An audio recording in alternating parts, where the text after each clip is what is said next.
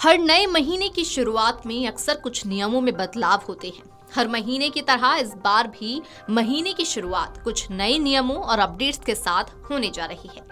1 मार्च 2026 कई मायनों में खास माना जा रहा है। इस बार होने वाले बदलाव सिर्फ खर्च या कीमतों तक सीमित नहीं रहेंगे, बल्कि आपके मोबाइल इस्तेमाल, बैंकिंग सिस्टम और ट्रेन यात्रा जैसे रोजमर्रा के कामों पर भी सीधा असर डाल सकते हैं। अगर आप डिजिटल पेमेंट का इस्तेमाल करते हैं, एलपीजी सिलेंडर लेते हैं या अक्सर ट्रेन से सफर करते हैं, तो इन नए नियमों और अपडेट्स की जानकारी आपको होना बेहद जरूरी है, क्योंकि थोड़ी सी लापरवाही आपकी सुविधा और बजट दोनों को प्रभावित कर सकती है।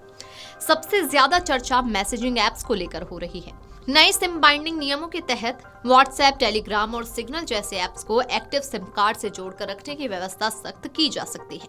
ऐसे में अगर आपका सिम बंद है या फोन से निकाल दिया गया है, तो इन ऐप्स का इस्तेमाल सीमित या प्रभावित हो सकता है। इस कदम का मुख्य उद्देश्य सिम स्वाइप, फर्जी अकाउंट और डिजिटल फ्रॉड पर रोक लगाना बताया जा रहा है, जो हाल के वर्षों में तेजी से बढ़े हैं। नए नियम के तहत जिस मोबाइल नंबर से आपका व्हाट्सएप अकाउंट बना है, वही सिम कार्ड आपके फोन में एक्टिव रहनी चाहिए। अगर वो सिम फोन से हटा दी जाती है या निष्क्रिय हो जाती है, तो ऐप उस डिवाइस पर काम करना बंद कर देगा। अब तक यूजर्स 6 अंकों का ओटीपी डालकर लॉगिन कर लेते थे और बाद में सिम की मौजूदगी चेक नहीं होती थी। लेकिन नए नियम के बाद ऐप को समय समय पर ये सुनिश्चित करना होगा कि नंबर सक्रिय है और उसी फोन में मौजूद है।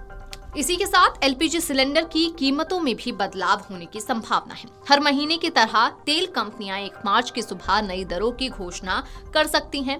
अंतर्राष्ट्रीय कच्चे तेल की कीमत, डॉलर के उतार चढ़ाव और घरेलू लागत के आधार पर रसोई गैस और कमर्शियल सिलेंडर के दाम तय होंगे।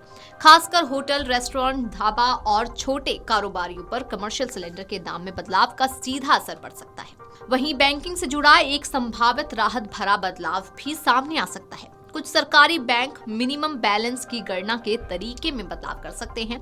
पहले किसी एक दिन बैलेंस कम होने पर पेनल्टी लग जाती थी, लेकिन अब एएमपी एवरेज मंथली बैलेंस के आधार पर शुल्क तय किया जा सकता है। यानी पूरे महीने का औसत बैलेंस महत्वपूर्ण होगा, जिससे ग्राहकों को पेनल्टी से बचने में आसानी हो सकती है। वहीं रेल यात्रियों के लिए भी व्यवस्था में बदलाव संभव है। पुराने यूटीएस ऐप को चरणबद्ध तरीके से हटाकर रेल वन जैसे नए ऐप पर जनरल टिकट, प्लेटफॉर्म टिकट और लोकल यात्रा से जुड़ी सुविधाएं शिफ्ट की जा सकती हैं। ऐसे में यात्रा से पहले नए ऐप को डाउनलोड और अपडेट रखना जरूरी हो सकता है, ताकि स्टेशन पर टिकट से जुड़ी परेशानी से बचा जा सके। डिजिटल पेमेंट सिस्टम में सुरक्षा को और मजबूत करने की भी तैयारी की जा रही है। बड़े अमाउंट के ट्रांजैक्शन पर अतिरिक्त वेरिफिकेशन लागू किया जा सकता है, यानी केवल यूपीआई पिन के बजाय बायोमेट्रिक और अतिरिक्त ऑथेंटिकेशन की जरूरत पड़ सकती है। इसका मकसद ऑनलाइन फ्रॉड को कम करना और यूजर्स की सुरक्षा बढ़ाना है। साथ ही आप सभी को किराए के नियमों में भी बदलाव देखने को मिल सकते हैं। नए या रिन्यू होने वाले रेंट एग्रीमेंट के लिए डिजिटल रजिस्ट्रेशन को अनिवार्य किया जा सकता है। साथ ही सिक्योरिटी डिपॉजिट को अधिकतम 2 महीने के किराए तक सीमित करने और मकान मालिक के प्रवेश से पहले पूर्व सूचना जैसे प्रावधानों पर जोर दिया जा रहा है, ताकि किराएदार और मकान मालिक के बीच विवाद कम हो। कुल मिलाकर 1 मार्च से लागू होने वाले ये संभावित बदलाव आपके डिजिटल उपयोग, बैंकिंग, यात्रा, घरेलू खर्चों पर असर डाल सकते हैं। इसलिए सिम को एक्टिव और केवाईसी अपडेट रखना, एलपीजी की नई कीमतें जांचना, बैंक खाते में औसत बैलेंस बनाए रखना, रेलवे के नए ऐप के लिए तैयार रहना और बड़े डिजिटल ट्रांजैक्शन में अतिरिक्त सुरक्षा प्रक्रियाओं के लिए सजग रहना समझदारी होगी। Video desk amarujala.com।